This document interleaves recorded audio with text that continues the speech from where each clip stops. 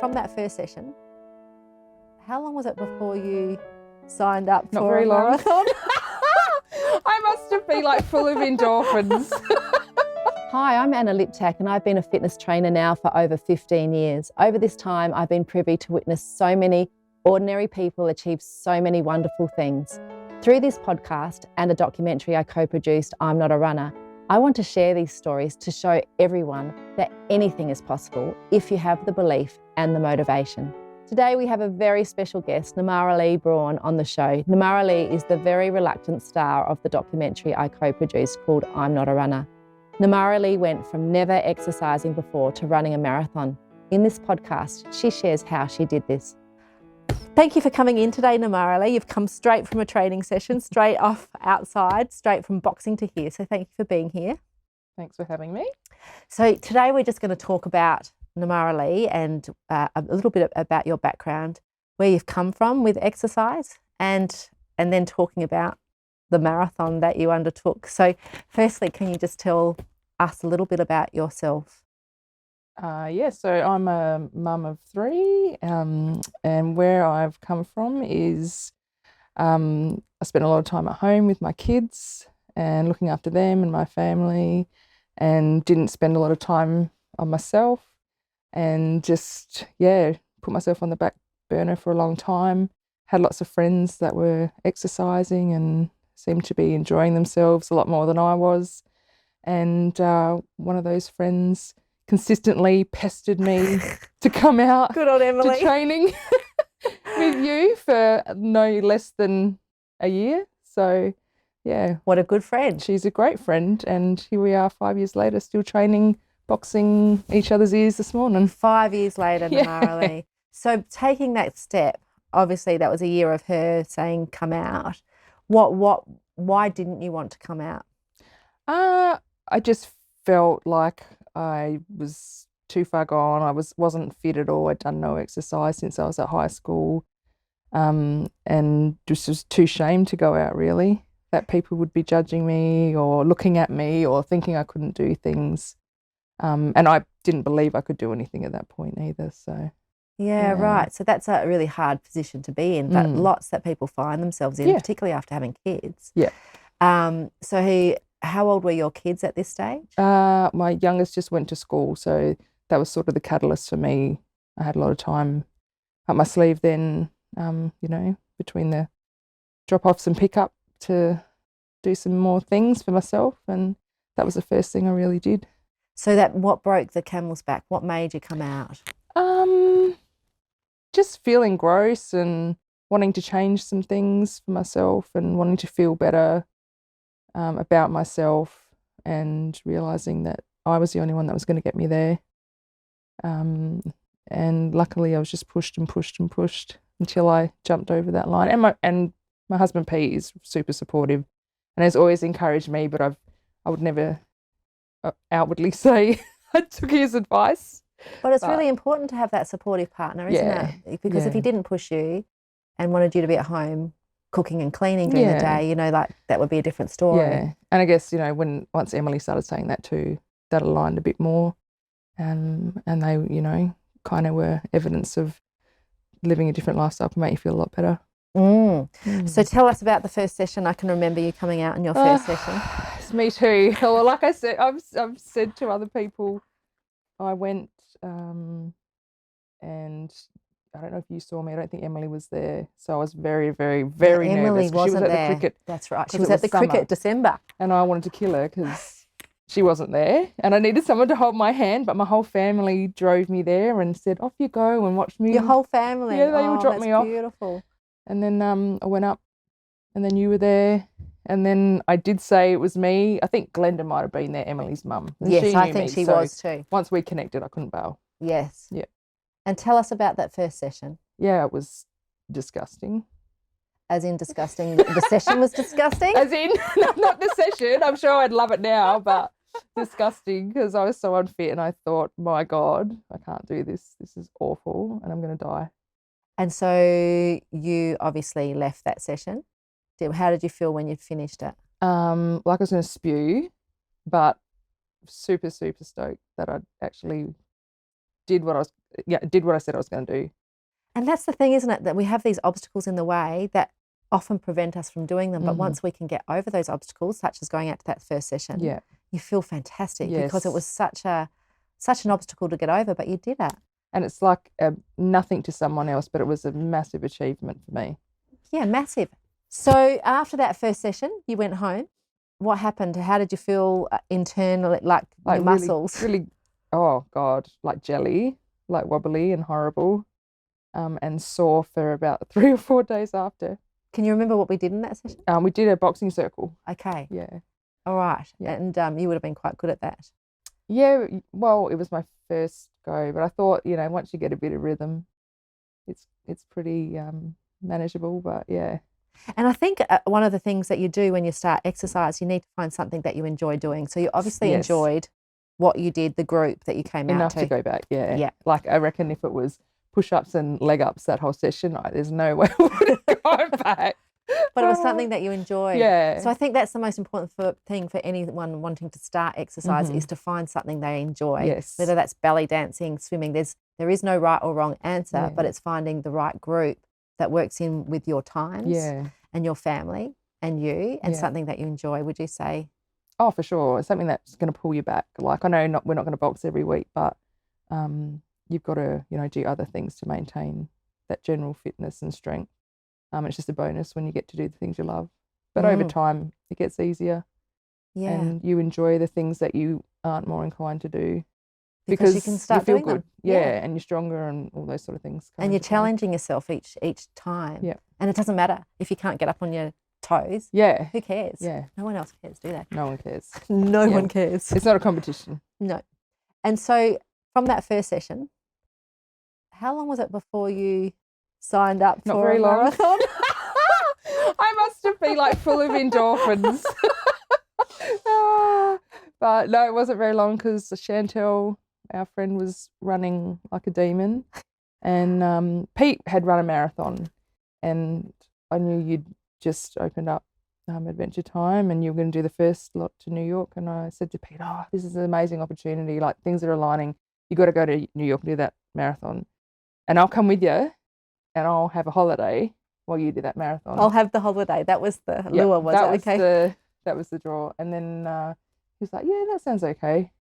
And then somebody said, I'm not sure who it was, it might have even been Chantel, you can't come and not participate. You need to come and just walk it. So she was doing some sneaky brain work on the side to me, like, you can come and you'll go. And I was like, it's a long walk, but yeah, I could walk it. I certainly couldn't run it because at that point in time at training, I think I could only run three laps of the block. Yes. Or of the park or whatever. That's right. So you very could small. About 800 metres. Not far. Yeah, so that's right. If that. And I thought, for the sake of a holiday and, having a goal and, it's more likely for someone to look after the kids if I'm going to do something quite special. So I said, I'll walk it. And everyone was like, okay. Great, she's in. Great. Yeah, great. And then I saw a little twinkle in your eye going, oh, yeah, you're going to walk. I'm like, run, walk, run. But I think everyone started planting seed that maybe I could run it, and I was just in absolute denial about that. All right. So you've signed up to the New York Marathon. You're going to walk the New York Marathon in your head. You're running 2 laps around an oval, 800 metres. Mm-hmm. So what happened? You tell us about the whole journey. Well, I think if someone said, oh, you can run it, and I was like, they're tripping. But I'd been running a little bit at training, and that had been incrementally, progressive. So I thought, if that's working, I'll just try that. So I just would go off after training and just run along the Esplanade, do however long till I, couldn't breathe at all and stop. And I just kept doing that till I got to about 2 Ks without stopping. And then I actually thought, I might actually be able to run. Well, I was astounded that I actually could run 1K, 2 Ks without stopping. Like, I just never thought that would ever happen. And we've caught that on camera on I'm Not a Runner. Yes. And it's really funny to look back at that because without seeing that footage, I wouldn't remember. But I remember you saying, I've just done my first 2K run. and we've got that. And Yeah, right. and Yes. it's really quite a moment for you, and you are so excited that you've Yeah, run well, I 2Ks. literally was in shock about it. Like, I just thought this things can actually be achievable if you just be consistent and tell yourself that you can do it, and don't discount, your own inner critic saying, like, you need to look like this to do that, to do a run, or you need to be this fast, or you need to be, have the fancy equipment or whatever. You can just do it. You just do it. I mean, like, people often say to me, "You run marathons. You run marathons," and I know what they're saying. Yeah. They're saying to me, "You're too big to run a marathon." You don't look like a sinewy, tiny little thing. What are you talking it's about? ridiculous because we get put in a box, and it's really annoying because Mm-hmm. actually I've run 28 marathons and I don't have to look like a stick because I'm actually not worried about my times. Yeah. And I'm wanting to enjoy my life. Yes. So that is frustrating, but still there's that inner critic. Yeah. Like I've heard you talk about, oh, I look silly running along the esplanade. Yep. And that's a pretty big thing for people to Yeah. overcome, isn't it? Oh, for sure. I think, a lot of people that aren't avid runners and do it all the time feel like that. Mm. And that's a really hard thing to overcome. So, Yes, and the only way you do it is by just running all the time, because then you stop caring. you stop caring. But Because you're achieving. yeah, and Yeah. I think you realise that no one else actually cares. Well, yeah, and like, you're pretty like egotistical to think everybody's watching you running down the street. Yeah, that's right, because no one Yeah. actually is. They're Yeah. more worried about themselves and what they look like Yeah. and you get to achieve these wonderful things. So we train together as a group. Mm-hmm. What do you think, if you were to tell someone about running a marathon, what would be your biggest tips? Definitely being consistent. And when you say consistent, tell me about that. Like making a plan and sticking to it, unless you are not well or injured, or things like that are physically or going to impact on you to a degree where you can't do it, or someone's telling so if you. you're sick. Yeah, of course. Or like if you get, I don't know, I had shin splints towards the end, so you have to modify and you have to listen to your body. So outside of that, being consistent, sticking to your plan, and if you do miss something, then don't beat yourself up. Just adjust and move forward. Don't ruminate and dwell. Yeah. Because then you can tell yourself, oh, well, I've missed this one, so I'm going to be feeling, worse for this next run, or I'm not going to hit my Ks for the month, or whatever. So you can self-sabotage that way as well, I think. This head does a lot to us, doesn't it? Yeah. Yep. So Yeah. consistency. What other tips? Having good people around you that are supporting you and what you want to achieve. You have to have that, or else it can come undone, I think. So tell us about that for you. Well, I think mostly Pete supported me. Like, I was like, this is what I need to do and this is when I'm going to do it, and just always being in negotiation around that. Wasn't really a negotiation. I could just sort of say what I wanted to do and he'd be like, yep, you go and do it. Yeah. It's having that routine, isn't it? Yeah. And like you said, sticking it in your diary and doing it without, only if there was something legit. Yeah. And sharing that with the people around you. So like, we had 3 little kids at the time, so that life was going to be manageable for both of us around that as well. Yeah. And having other good supportive people too. Like, I think the group, for us, we're lucky we've got a group, a very special group down where we live in the Holfast Bay. It's so special in so many different ways. We've got a community that helps people when they're sick, help each other get to marathons, whatever people want to do. Yeah. But I think that's really important, isn't it? Yeah, for sure. Like his and her time, all the friends and wonderful people in the group. Like, everyone bolstered everyone up. No one tore anyone down. Everyone wanted everyone to succeed, and we did that really well by finding, people that run at your similar pace, or someone that you had interest in that was obviously you could run with as well. They weren't going to take off, but we formed a big. Well, I say big, like the running group we had. Well, it was massive. We had 60 of us. Yeah, there was a lot. Yeah. But it was good within that. There were, we'd all start together, but then people would run ahead, the middle people would run the middle, the others, like me included, and my group that I formed friendships with would just potter along, and like, they're people you spend a lot of time with, and running like a 30K training run, you've got to have some good connections there. You do, to get through that and you sort of do stuff. create those beautiful connections, don't you, Yeah, with people? pretty quickly, because when you're suffering with someone, it's, you've got a lot to talk about and a lot in common. Yeah. Yep. So I Suffering, totally that sounds agree. bad, doesn't it? Well, it is. You Not do, all of it's but suffering. you suffer and you encourage and you Yeah. talk about all the ins and outs. Yeah, and all the highs, and you share all the, all the achievements, and some people have a good run and some people have a bad run simultaneously, and you support each other through those things. Yeah. So we've got consistency, support of people around. Anything else? I think those were the two main ones for me. Yeah. And, I also think New York Marathon. Oh, mate, like the bloody destination, of course. So, if it was something local or something, you'd have the excuse of pulling out, or you might not have that motivation. Yeah.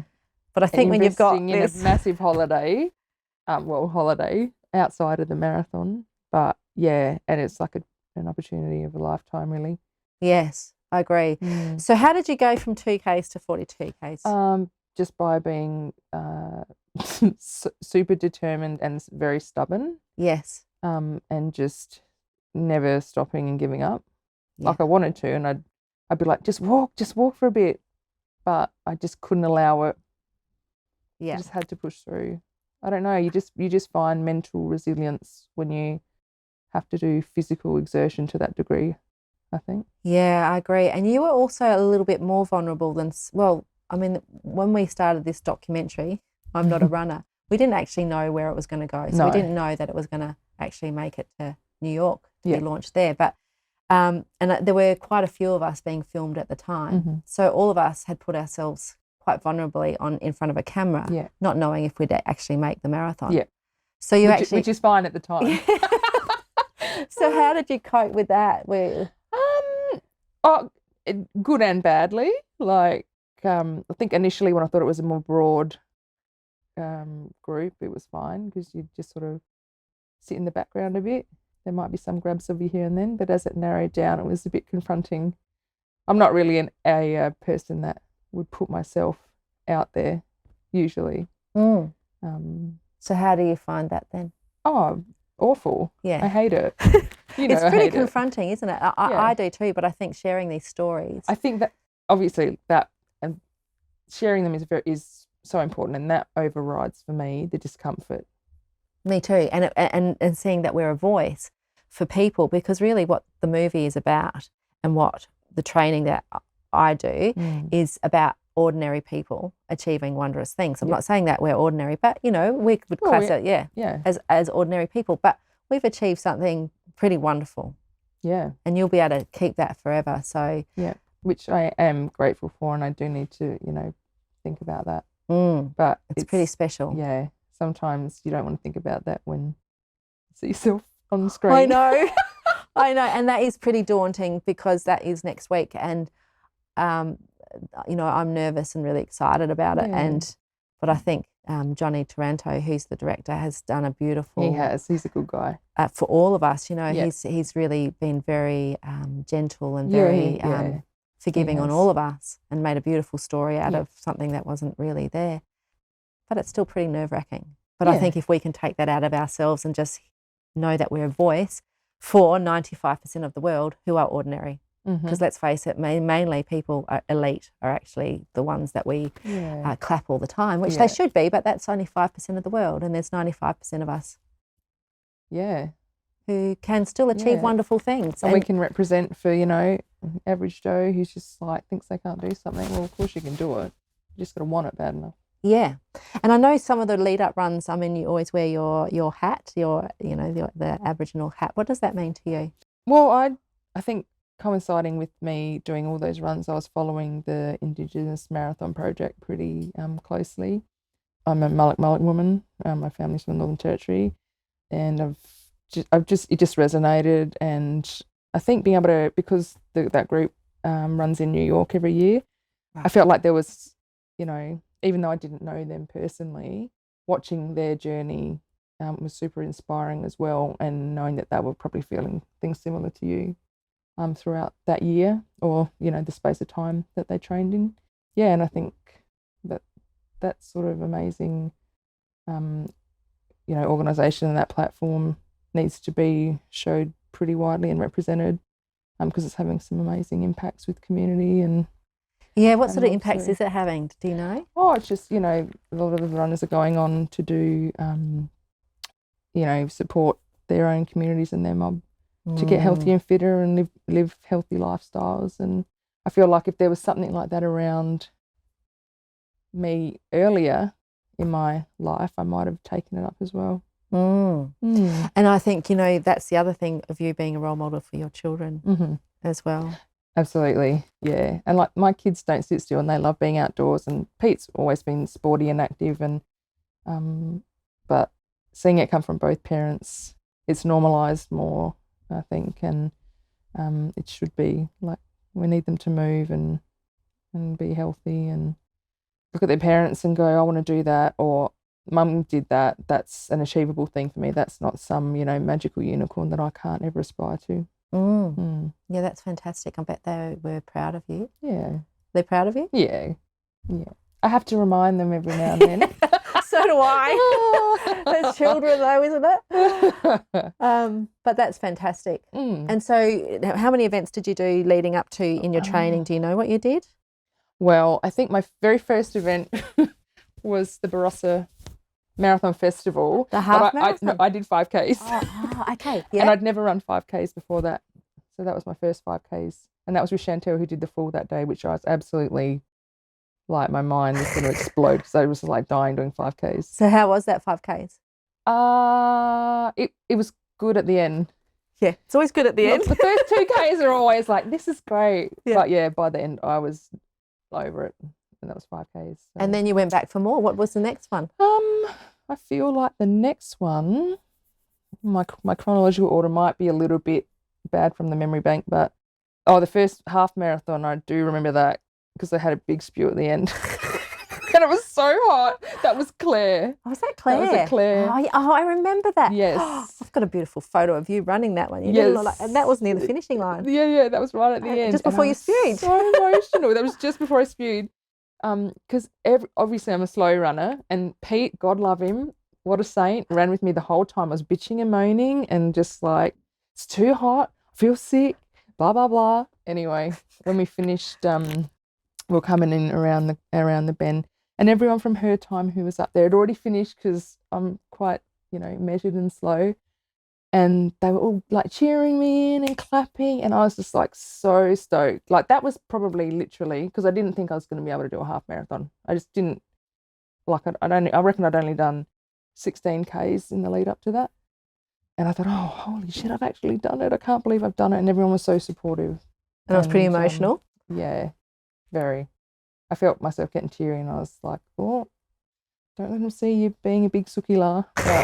It is pretty emotional. It was, though, isn't it? It was, yeah. And because you get so proud of yourself and doing something you really didn't think you could do. Yeah, and I was just tears of joy that it was almost over. But then there was more. Oh, God, there's always more. This is the problem. So next was another half? Another half. I think we did Greenbelt. Yeah. And that one wasn't too bad, I don't think, from memory. That wasn't bad. I don't have any good or bad feelings associated with it. I think it was just starting to tick things off. And we did McLaren Vale half after that. And that was an awesome run because I had a really good running buddy, Justine. Oh, and her and I were just fantastic. Yes. A compliment to each other. Yeah. For our runs. We run at the same pace. We, connected as, people, yeah. That's really nice, isn't it? And I think that's one of the things about, support, that you can also find someone who wants to run at the same sort of pace as you, and you can have those chats and conversations. And we literally chatted that whole 21 Ks. How beautiful. And it was just a total distraction. And you're both running forward, I think, you're running forward, so you sort of leave stuff behind you as you talk about it. Yeah. Yeah, it was really great. It's very magical. That sticks in my mind as one of my favourite experiences of the training. Oh, that's beautiful. Yeah. I only just saw Justine this morning. Oh. And then what was your longest run before the marathon? We did the 34 Ks, 32 or 34, I can't remember Wow. now. And how did that feel? That one wasn't too bad. I know that sounds crazy. We did a 30K run with the group 2 weeks before that, and that was disgusting. It was awful. I had the worst run. It was awful. And why do you think that is? Because it's interesting, isn't it? We can 2 weeks apart, you have a good run and a bad run, but it can be down to sleep, food, Yeah, there's so stress. many variables. Yeah. And there is so many variables in a marathon, isn't it, when you get to those distances? Yeah. I didn't feel like anything leading up to that run was particularly bad or should have impacted it so much, but it's hard to say. But it was horrible. And I thought, my God, I got to get out of it. I can't. I'm not doing it. I'm not doing this.